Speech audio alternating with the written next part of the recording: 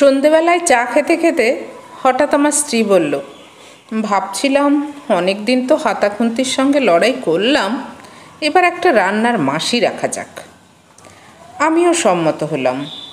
এর পরের ঘটনায় আমি নীরব শ্রোতা হয়ে রান্নার মাসি আর আমার স্ত্রীর ইন্টারভিউ শুনে গেলাম। স্ত্রী কাজের মেয়েকে বলতেই পরের দিন প্রায় কাজের মেয়ের বয়সেই একজনকে নিয়ে এলো। বেশ সপ্রতিভ। ঘরে ঢুকেই হাত জোড় করে বলল, পেন্নাম মাসিমা, আমি মানসি। আমাকে রান্নার মাসি বলবে না বলে দিলাম, আমি মানসি। বুঝলাম তার নাম মানসী। স্ত্রী বলল, বেশ তাই বলবো, কিন্তু মাইনে কত নেবে? আগে সব দেখে শুনে নিই, তারপর তো মাইনের কথা।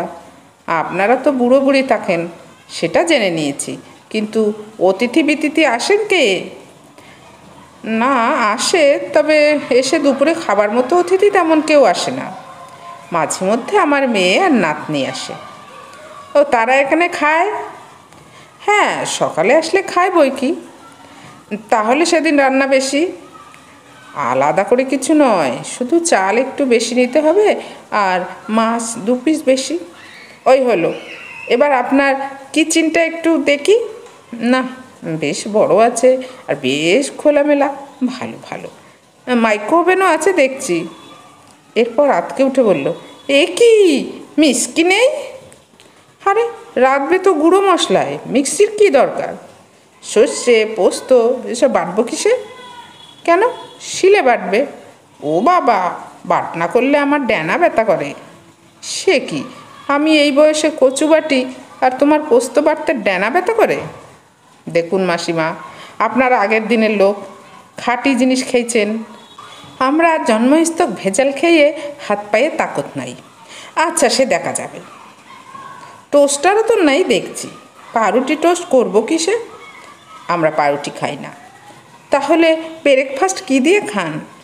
ওই রুটি, লুচি, পরোটা, যখন যেমন হয়। মাঝে মধ্যে ফেনা ভাতও খাই। তার মানে আটা ময়দার ব্যাপার আছে? রাতে রুটি না ভাত? রুটি। সেই আটাও কি আমাকেই মেখে যেতে হবে?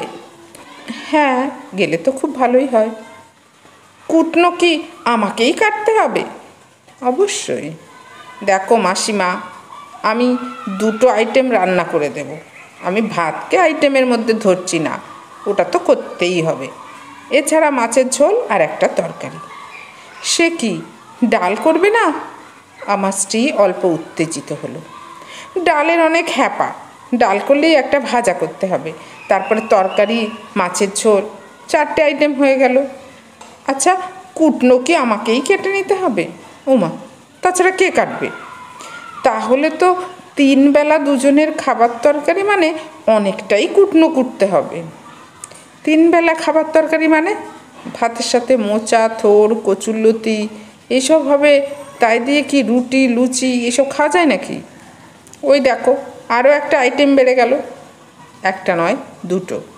আমরা রোজ উচ্ছের একটা আইটেম খাই। কেন, সুগার আছে নাকি? না, তা নেই, তবে বয়স বেড়েছে তো ভালো লাগে।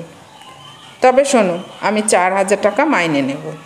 এছাড়া পুজোতে ওই টাকার বোনাস দেবে আর বছরে 250 টাকা ইনক্রিমেন্ট। আর একটা কথা, আমি সকাল 8টায় আসবো, আর আগে যা যা রান্না হবে এখানে বের করে রাখবে। আমি ফ্রিজ থেকে বের করে সময় নষ্ট করতে পারবো না।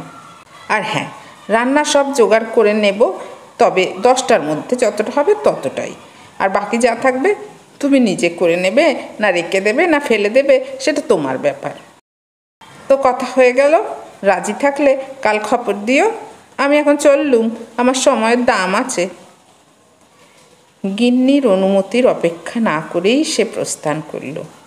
আমি শুধু ভাবছিলাম, ওর ইন্টারভিউ আমার স্ত্রী নিল, না ও আমার স্ত্রীর ইন্টারভিউ নিল।